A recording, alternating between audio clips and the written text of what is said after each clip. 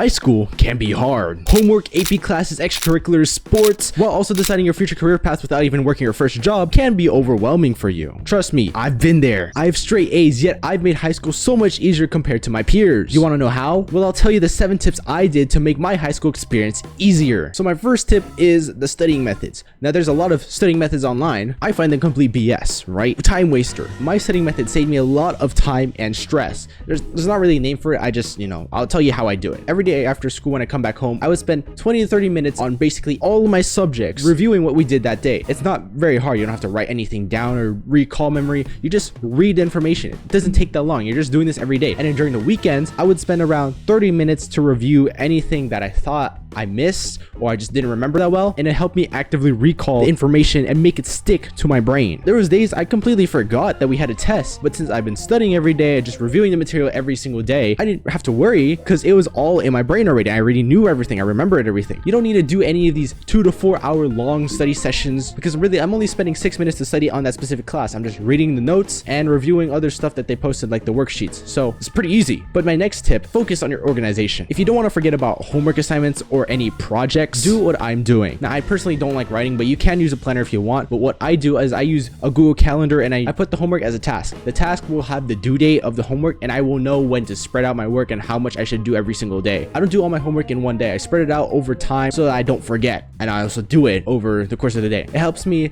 know which assignments I should focus on first and then which assignments I should work throughout the week. So, it's super easy. I only spend 10 minutes on it every day. Now, my most important tip out of all the information I'm going to be talking about is be friends and stay connected to upperclassmen. In order to meet these guys, you got to go to clubs, you got to go to school events, take elective classes, whatever you can get yourself connected to upperclassmen. Become friends with them, and stay connected. Get their contact information, like their phone number or an Instagram. And pretty much what I did was once I became friends with them, I would basically set up, or not really set up, more so just do interviews. Technically, they were just conversations, but it was more like an interview because I was just asking questions over and over again. So I would ask about the classes and teachers and pull out as much information as possible. So this is how I know what to expect from a class, if I should switch out of a class or if I should not take that class. It helps me take the best classes possible and make the best schedule possible so I don't suffer in high school and take the worst classes that everybody doesn't want to take, like my AP Gov class. Anyways, all this information is way more valuable than a YouTube video, and it includes this video too, and it's also very specific to your school and your class. It's like a dumbed down niche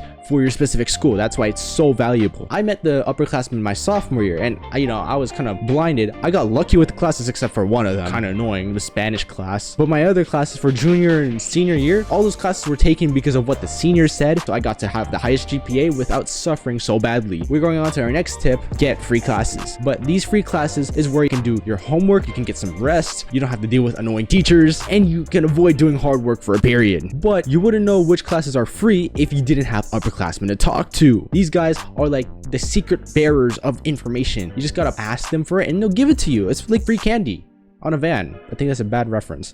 That's why I had very little homework when I came back from home, because I did it all in school. I also studied during those classes, so those 20 to 30 minutes a day I studied, all in the free classes. For me personally, it's very hard to maintain 7 hours of straight focus a day on all of my classes. So the free classes takes an hour away of straight focus, and it's an easy A, so why not take it? Then my next tip is in each class, you get a reliable group to work with, especially in your harder ones. Don't just get your closest friends because you're cool homies with them. Some of them might be procrastinators, some of them just might not do their work in general, and some of them might just be stupid. Don't work with those guys. Get friends or just classmates that you know that will actually do their work. You can create a group chat with them, and what I did was I was able to split up the longer assignments. We got to work on our projects equally. We tutored each other sometimes if there was ever an assignment that we were confused on. We would send each other homework answers if we were confused on a specific problem, and we would study together for a test if ever there was like this big final exam coming up. It made the difficult classes like my APs so much easier to manage, so much less work to deal with, and it was also fun to make connections with these types of people. Now, my next tip kind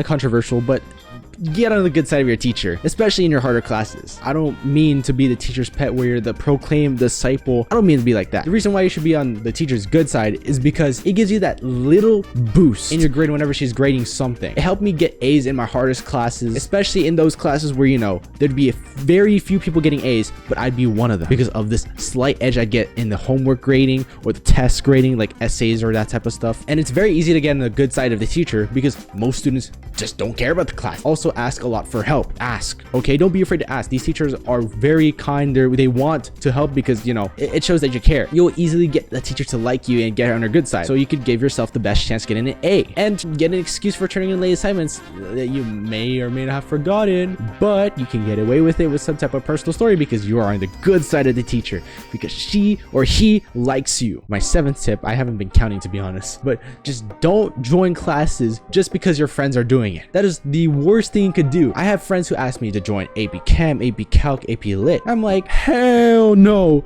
Those are like the 3 worst classes of my school. Every upperclassman told me, don't take those classes, bro. It's horrendous. It's horrible. I got lucky when I rejected it, but some of my other friends, oh no, they did not have the same information as me and they suffered for that entire year. I know this sounds obvious, but you can't enjoy high school with your friends when you're suffering with them. It's like doing the spicy wing challenge with friends. You're all suffering. How is this enjoyable? So again, you gotta ignore the peer pressure. You can't give in. I want to vape or I want to drink, that type of peer pressure too, but don't give in to the peer pressure. Live your life the way you want to, not because your friends are dictating it or peer pressuring you to do something else that you don't want to do personally. Okay, that's good.